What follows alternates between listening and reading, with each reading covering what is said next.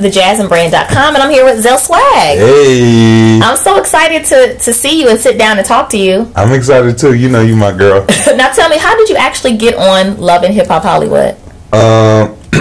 I think season 2 was the first time they hit me up. I was in a relationship with someone that a gay relationship that they wanted to show, but they went with Milan and Miles' fake story, and so then from there they Tierra had hit me up and was like, they looking for somebody like you, so I gave them your information. Lisa King hit me up. I gave her one conversation and I was there. Mr. Love and Hip Hop. Okay, so they were sort of interested in season 2 because you were dating. Yeah, I was dating this guy.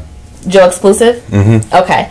That didn't work out, so they went with Milan. And it didn't work out because they talked to him first. He's a little reserved. And he's boring as fuck. So like, if they would have talked, I was waiting for them to call my phone. So I'm like, I am the gay Stevie J, and like, I don't have sex with him. I'll be out fucking everybody else. Like, I didn't get to do that. Was that the truth? What you're just saying now? Okay. Yeah, that's the truth. So I was, so that's would have been our storyline. I would have been just like Stevie. He would have been thinking that, oh, this is good, and I would have been out showing who I really am. Like, you know. Okay. So it didn't work out, which is that's God. If God didn't want things to work out, He wanted me to do it by myself. Gotcha. Were you apprehensive at all? It sounds like you were not. No, I've never been, because I've been behind scenes of reality TV for like almost 10 years. Like, you know what I'm saying? So I'm so used to it. Right. Like, okay. So I was going to ask you, for people that aren't familiar with you, before you did this show, what were you doing? You know, I was a stylist. I worked with obviously Keisha Cole, K. Michelle, Remy Ma, Young Thug, Wyclef. I'm currently working with. It's many names, artists from athletes. How did you get started with celebrity styling? I started off in Atlanta. Okay. And yeah, I started off in Atlanta. I was working with like Love and Hip Hop Atlanta. I did work with some of the housewives first, then started working with Love and Hip Hop Atlanta. And one of my close friends who still work with me till to this day, we started styling together. His name is Melvin Styles. I know Melvin. Yeah, so we started working together. We started a company called Fab Connect, which is like a styling agency. Okay. Where you have like makeup artists, hairstylists, and stylists that you plug them with different people to, you know what I'm saying? So we started doing that, and that's when I started working with me and Melvin started working with Mimi, and Bernstoff started working with K. Michelle. Gotcha. So before I moved to LA, I had already been on Housewives of Atlanta, like on the episode of Housewives of Atlanta. I had already did my own photo shoot on on Love and Hip Hop Atlanta with Mimi. You know the famous photo shoot where she's the maid and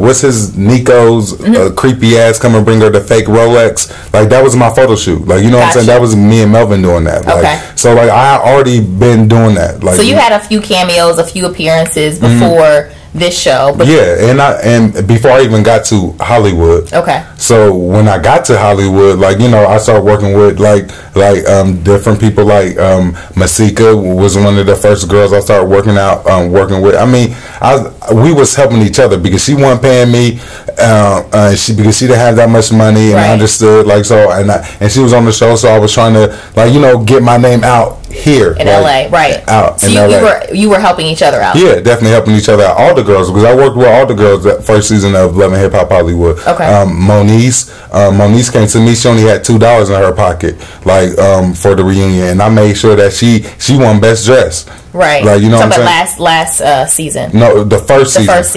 The first 2 seasons I styled majority of the girls for their reunion. Okay. So I was going to ask you. Let's fast forward to this season of the show. This is your first season on the show. I was going to ask you what your relationship was like with Masika before you guys kind of fell out. So you knew her before the show? Yeah, I knew her before the show. I knew her before she started on Love and Hip Hop. Like I met her like maybe like 3-4 weeks before she actually started filming. Our relationship before the show was kind of iffy because like she just had her baby, and like during the time of her pregnancy, like she kept it away from everybody, like, you know what I'm saying? And like me being somebody that like like are really into my people who I fuck with, like I felt some type of way because like I felt like I was one of the people who helped you was putting the story out about you and Fatty, like right. you know.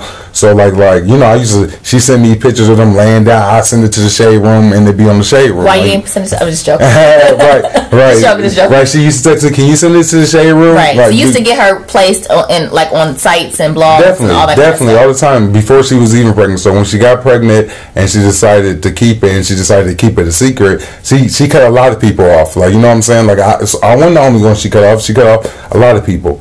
So coming around to when the show started, when I texted her and told her that they sent me a contract already, like, and like she kind of like was apprehensive about it. She's like, really? Like, how do you get one already? Like, damn, that I had to literally screenshot it and send it to her and show her, like, bitch, it's for real. Right. Then we became kind of friends again. Like she want to hang out now and want to do things. Like, she the one that told me that Mr. Ray was doing all this shit. Like, you know what I'm saying? I just didn't know that she really had something to do with it too. Okay. Like, you know what I'm saying? So how did the drama sort of start with you and Masika?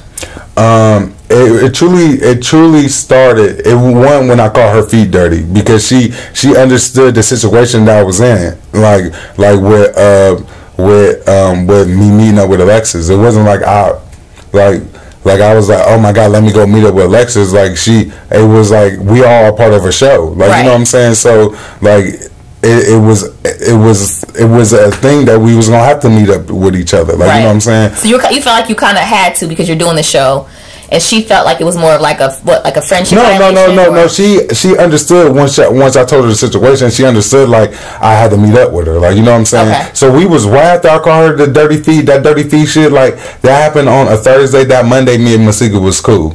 Okay. So like before, like I even went to the before I even went to like the her little lunch party that Mr. Ray was doing when I sit on the table, we was already cool. Why I did all that fuck shit? Because I knew what they was doing. Her and Ray had Joe outside trying to bring Joe in. Okay. Like, so that was some fuck shit already. As a friend, you don't do shit like that. Like, because I would never bring Alexis and on her, like, because I know they true real beef. Just like she know me and Joe's real relationship, because she was one of the people who I used to fuck people over her house. Like, she used to allow me to do a whole bunch of shit. She like, oh, you don't need to be with Joe. Like, this is when I first started working up with her. Right. Like, you know what I'm saying? So she was for everything that I was doing to Joe. So now that you trying to bring him in on me, like you got something on me, I'm very open about everything about me. So okay, but let me stop you there. So I think regular people like myself and people that watch the show, what we didn't see, you know, when it was the event, she had an event, Ray was throwing it, and you acted up in the party. What we didn't see is that Joe, your ex, was outside waiting. Yeah, waiting to get in. So, and that triggered you. He was too scared to come in, though. Okay. That's why he was too scared to come in, because he already know I'm crazy. Like, he know that he was doing something wrong, because me and Joe, when this show started, we didn't have no problem with each other. What was he going to do when he came inside? I guess because we do, I mean, you're gonna have to see, but it's probably one of the last episodes.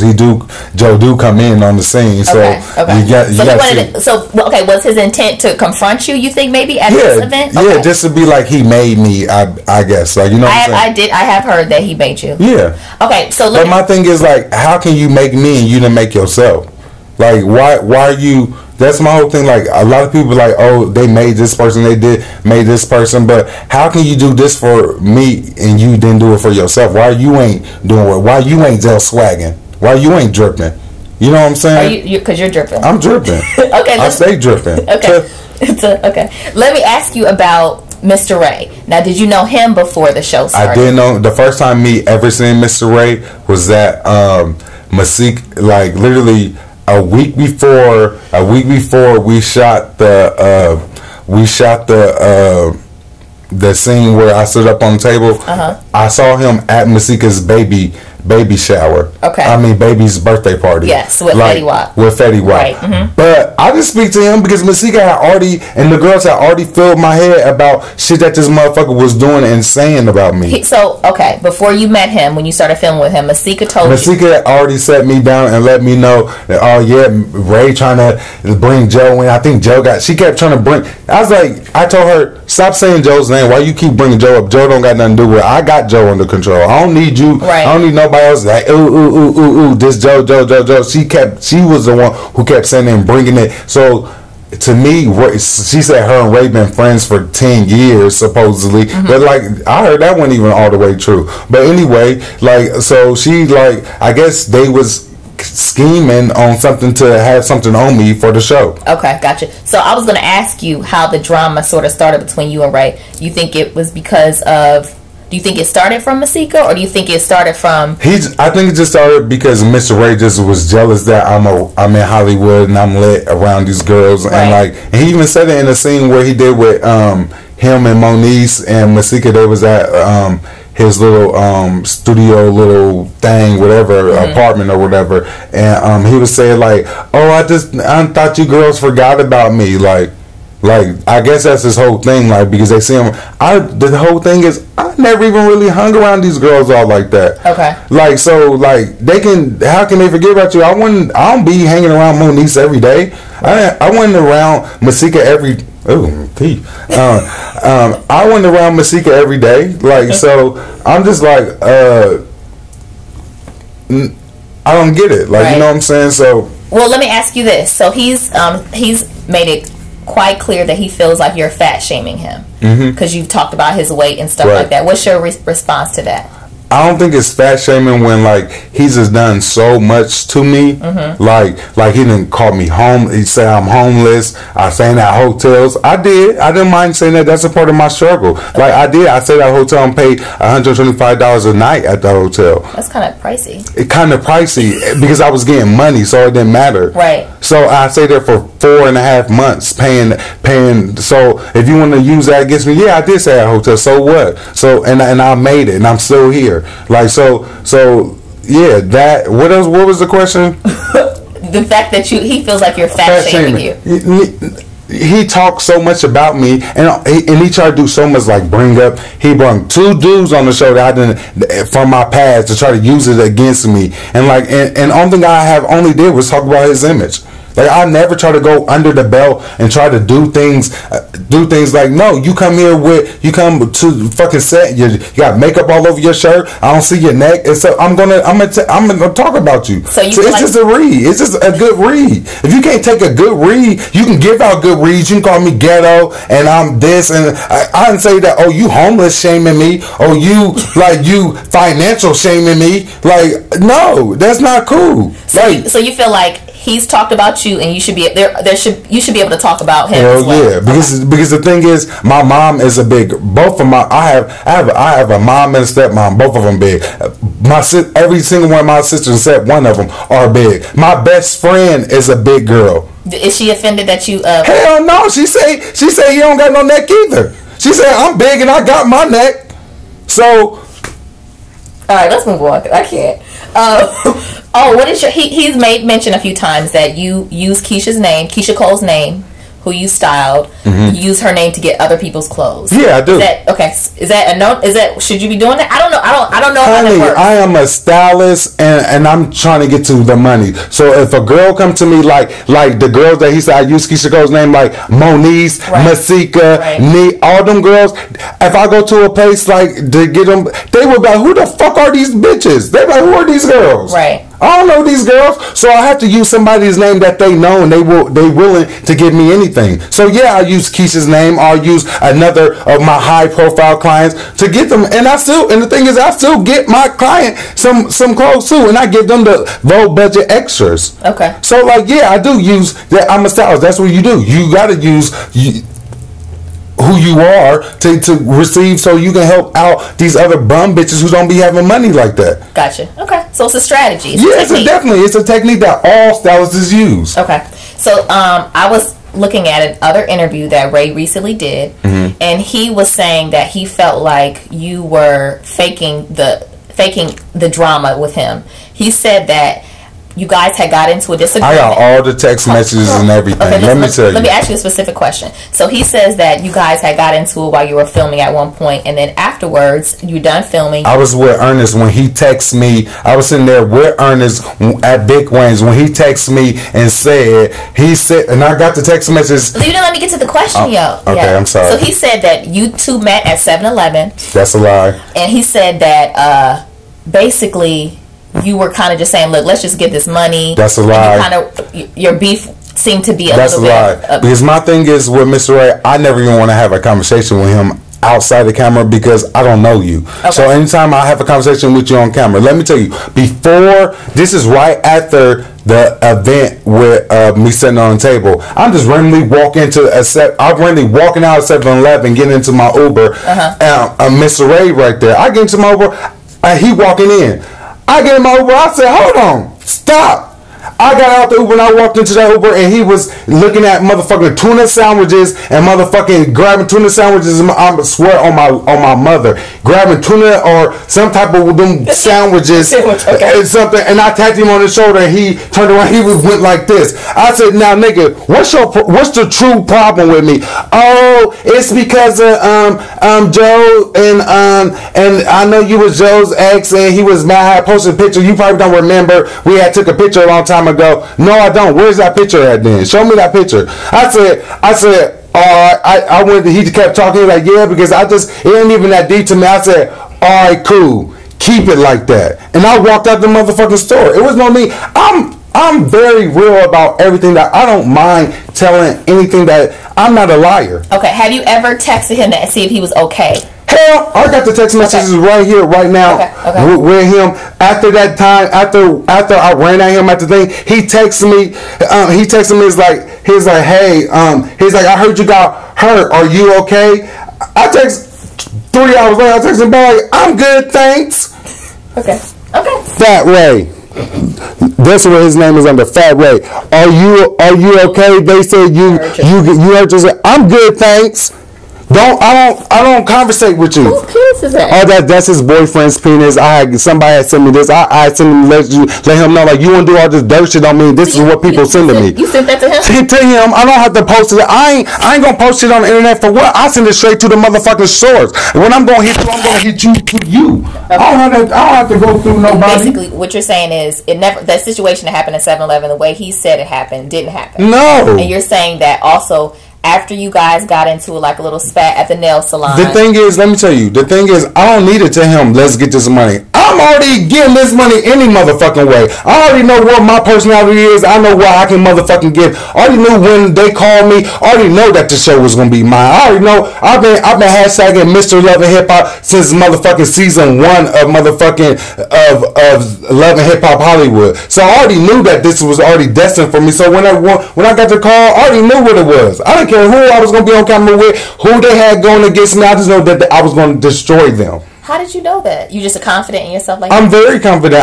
Let me tell you about me. I was in high school. I played football, All-American, All-State, defensive end, All-State track. Like, I've always been a winner in everything that I did. Okay. And anything that I ever put, that's just what God has for me. Right. God always that's what, I can't take what God has for me. And when you understand what your gift is, you go about it as that. I'm not going to do something that I know that I'm going to be giftless in. I'm going to do what I know I can. Gotcha. Simple as that. So I don't need nobody else to be on the, no. I gave you life this season. Right. I helped you out. Whatever business that you want to help you want to promote, I helped you. Gotcha. Okay. It's public knowledge at this point that you and him got into an altercation at the reunion. Mm-hmm. Let me ask you this. Before the reunion, did you know that things were going to get physical? No. I didn't want... I don't want things to be physical. Mm-hmm. Like, because I already talk too much shit. Like, I can just talk my shit and go on about my day and laugh about my jokes later. Mm-hmm.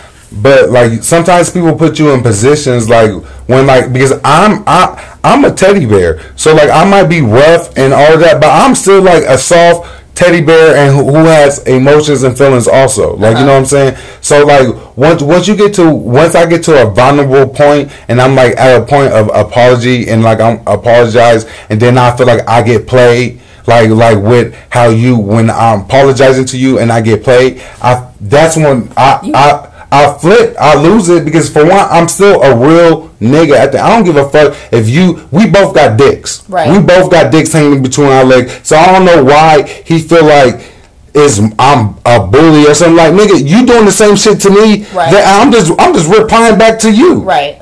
Well, you said something interesting. You said I feel like you were kind of recounting what happened, and you were saying like you apologized to him, so you felt like he was trying to play you when you apologized to him. Something like that. Okay. I mean, you gonna have to see when the when the show. Well, I mean, he's talked about it. Yeah, that's him. That's why he keep violating his motherfucking contract. Let him keep doing it. Let him go around talking about what he think that happened, and he's been like, oh, I got like he pressing charges on me and like and all this shit. Like, I truly feel bad for what happened whatever happened at the reunion. I feel bad about my part because I feel like I should have still been at the reunion for my fans and for the fans of the show, because the fans like to hear the reads, the fans like to hear my opinion. They know that I'm gonna give them a real, because like the thing is, I'm always a viewer. Even as I film, I'm still filming as a viewer. I feel like I'm just a lucky viewer that won the contest that happened to be on the show. Right. You know what I'm saying? So I'm giving y'all all the bitches the real tea of what it is, and I feel like I still owe that to the fans of the show who wanted to see that, who tuned in for this season for me. Were you surprised that you got kicked off the reunion? No. No. I wasn't surprised. Okay. I mean, like, I obviously I didn't think that was gonna what happened. What took place, but after it took place, I wasn't surprised that I was gonna get kicked off. Do you regret what happened? I do. Okay. Have you reached out to him since the incident? No, I haven't. Okay. Do you? I don't want to reach out to him because I feel like he's trying to drag the situation. Right. Like if I didn't feel like he was truly trying to drag the situation, because I didn't want to leave that reunion with beef with nobody, because I just feel so good in who I am and in life in just general. Like, I don't want to have beef with nobody, because not even what type of person I am. Like, I like to hear the tea and what's going on, and I say a little funny shit. But at the end of the day, I don't want to have beef with nobody because I don't know how to handle beef. What you mean? What do you mean you don't know how to handle beef? You'll see at the reunion shit. Okay. Okay. So after the fight or whatever you guys had, if I'm not mistaken, Ray and Masika said that you were fired. Have you been fired? No, I have not been fired. Okay. And if I was fired, that means that it would not be no motherfucking Love and Hip Hop Hollywood next season. So you think if you weren't on the show, you don't think the show could exist without you? No, I definitely think that the show could exist without me, because it's already existed for 4 seasons. But for 3 seasons. But I feel like I brought in a flame to the show that the viewers want to keep seeing. Yes, I do. Okay. So the ratings you feel like would suffer if you didn't come back to the show? I don't want to say that, because I love VH1 and I love Mona, I love Viacom, I love all the white and the Asian people up there that got my back. So I love them, and I want, you know what I'm saying? Yeah. But do I think that I brung it this season? And do I think that people I get hundreds of emails and tweets and posts and DMs about if you not on this show, I'm not, because I only watch it for you. Like some big name people hit me up, be like, oh, I only tune in because of you, because before that it was boring. They was tired of this dried out storylines, the dried out wigs and the dirty feet. Like, you know what I'm saying? So they like the little flair that I run. Excitement, yeah. Were you concerned that this could hurt the situation between you and him? This could hurt your work outside of the show, like your styling and your other business stuff? Do you? No, because all my clients are fighters. Okay. I got clients that been to jail. I got clients that you know what I'm saying, for fighting, all types of shit. I got clients that so they understand that I've been picked, because my clients know me. They know that I'm I laugh and I joke, but I'm a very loving and caring person. Mm-hmm. I would do whatever for my friend or into someone that I'm working with. Right. So they know who I am. So they know that me being pushed like that they already know. Right. They already know. Do you feel like you were accurately portrayed on the show? Yeah. I feel like I feel like, actually, I know. I feel like you only get to see a little bit of. You see a little bit of me. I'm crazy than a motherfucker. You don't even see all of my craziness. I feel like, but I feel like it showed a catcher a little bit. You see how fly I am. Mm-hmm. You see that I don't motherfucking play, and you see that my mouth is crazy, and that sums me up. What do you think is the biggest misconception about who you are? The biggest misconception about that I'm violent. because I'm not a violent person. Like I feel like I'm just like any other man that's being picked on, or like I'm a just because my sexuality or whatever don't mean that I have to be like no, like I'm not that. Like I'm a real. I hang around strictly straight dudes that's like that are the real niggas that like don't play. Like, you know what I'm saying? So my thing is like that's what I'm, who I am. Like, so when you put a real man in such another man talking shit about, and like it comes to a while, after a while, the funny shit, the reads, it only can go so far. Like, you know what I'm saying? Right. Okay, let's talk about your music. Yeah, dripping, baby. So, okay, you are officially launching a music career. Definitely, I am. We have a new song. Is it like a diss? It's definitely my first song. You know, just to show you like my bars and show you that I can. You know, it's a diss record about Hosika. So we're talking about Masika and Short Neck and Mr. Ray. And it's called Drippin'. Okay, and I was going to ask what inspired it, but like, so what made you think or get the idea like, I'm about to try this music thing? I mean, I've been like literally, I have a SoundCloud that I done had since like 2011, where I just like record like random shit, like literally funny songs. Like I got this song that I did with my brother called Bike Pump. It sounds so crazy, but it's like the funniest thing ever. But like, so it's just like something I've always been into. Like even like you'll see on the episode tonight. That like Keisha says, like I help her in the studio, like I work with her, help her, like because I know that I'm a good writer. I know to put words together, like even like with me being shady in my reads, that's all about putting words together. Like right. So I can do all of that. I can sit there and write that down on a track. Like, you know what I'm saying? Right. Why you know, sit there and keep talking about somebody like that? Like I'm gonna write it down on a track and make money off of it. So you know, it's out today. It drops at midnight. Okay, so it'll be out tomorrow. Yeah.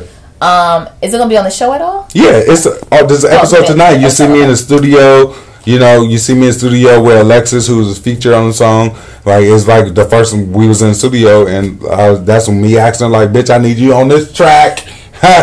Let's do it." Okay, so what's next for you? It sounds like you have a lot on your plate now since the show and the music, and you already definitely. Style. You know, I got, you know, obviously I'm doing a whole EP. It's called "This Is Not for TV," and so it's gonna be a lot of like, you know, kind of like what you hear on Drippin', but more like my music is more geared for like people's haters, like, you know, like get you kind of hyped, like fuck them, like fuck all that, like I'm lit, I look good, like so I'm dropping the EP. It'll be out and like. By December, like in December, and I'm also doing like a book of reads, like teaching people how to be shady, like, you know what I'm saying, like a book of reads. Yeah, love that. Okay, yeah, like teach people how to be shady, like, you know what I'm saying, how to get your mouth, get your lips together. You know what I'm saying? Okay, I can use that. Okay, so before I let you go, I usually ask everyone I interview like random questions. Okay. So when is the last time you cried? When the last time I cried? I think like 2 days ago. I cry a lot. Do you? I'm a crybaby. Like because I'm so excited about all this stuff that go on. Right. Like I cry. Like I probably cry tonight. I probably literally will cry once I see my single on iTunes. I know I'm gonna be boohoo crying, just thanking God, like just thankful. Like, you know what I'm saying. So I cry a lot. Like when I get hit up for doing interviews and stuff like that, like I'm thankful that people even want to take their time to even want to talk to me. Like, right. You know what I'm saying? Right. So all of that, I just take it all in, and I would just be thankful. On Sundays, I turn on church music and just play church music throughout my house and just be crying. My friend Thursday was like, "Oh God," she go in her room and be like, "Boy," you know. But no, I cry a lot. Okay. What were you crying for 2 days ago? 2 days ago, I was just thankful to God for like, you know, just my project, the music project, and just people taking to me well, like, because I get more people that like me than disliking me. Okay. Like so I just be thankful. I just be thankful. Yeah. Favorite time of day to have sex? Favorite time of the day, probably like nighttime, because I'm like a night owl, okay. And I be up all night, so I'll be ready. You be ready to go. Okay. Favorite Ratchet song? Favorite Ratchet song, probably Lil Kim. Like it got to be one that's out right now. Oh, it whatever. Probably Lil Kim is 2 songs. Is "Suck My Dick" and "I Die." Them songs is like my shit. Like I feel like that sums Like, I love it. Okay. Okay. The last book you read? The last book I read. Do the Bible count? Because I read the Bible all the time. Like, the Bible. I would say the Bible because I read that. Okay. One thing that most people don't know about you. One thing that I lived a whole complete straight life. Like, I didn't start messing with guys till I was 23. Like, the first time me ever being sexual with a guy, I was 23 years old. So you were straight. Well, you were heterosexual relationships. Yeah, I had more relationships with girls than I had with guys. Like, because I don't be in relationship with guys. It's more just a sexual thing to me. Okay. So that's why I'm in a transition right now of like trying to find myself and see if I even want to even be with guys, because like it's only a sexual thing with me. What I had with girls was like a real relationship, love, and I eventually want to have a family. And I'm not saying I can't have that with a guy, but I just feel like with me personally, it would be better for me to have with a woman. Okay. So, do you consider yourself bi or gay? Yeah, definitely. I don't even consider myself anything. I'm me, and I'm me. Okay. What did you like the most about Joe?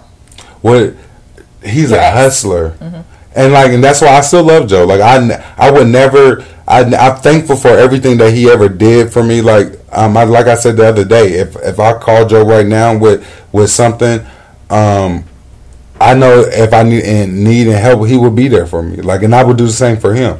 Like, it's just that like I just feel like he's doing things right now to gain a little more attention, and it is what it is. But like.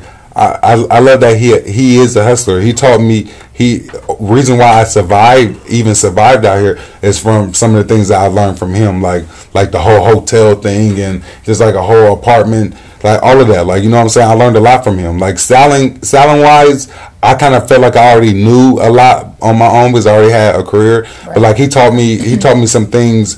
You know what I'm saying? That some tools that I'm going to use forever. So. Okay. Last question. If you could ask God one question and he would answer loud and clear, what would you ask him? Oh, that's a hard one. Oh, God. Are you going to bring me a beautiful wife to have a family with? Or am I just going to be playing like this for the rest of my life? That's a good question. That's a real question I want to know because I asked that. Okay. Was there anything else you want to talk about before we let you go? No, other than dripping, dropping that midnight, you already know, Zell swag, baby. Okay. But other than that, you know, I'm happy. Hopefully we'll catch you next season. No, yeah, definitely. You will. If you won't catch me next season on that, you might see me on a basketball wife. You might see me, because I got basketball niggas too. You might see me on, on another show, WeTV, who knows? There's people looking, people inquiring for the swag, All right. Well, thank you. Thank you so much. Bye. Bye.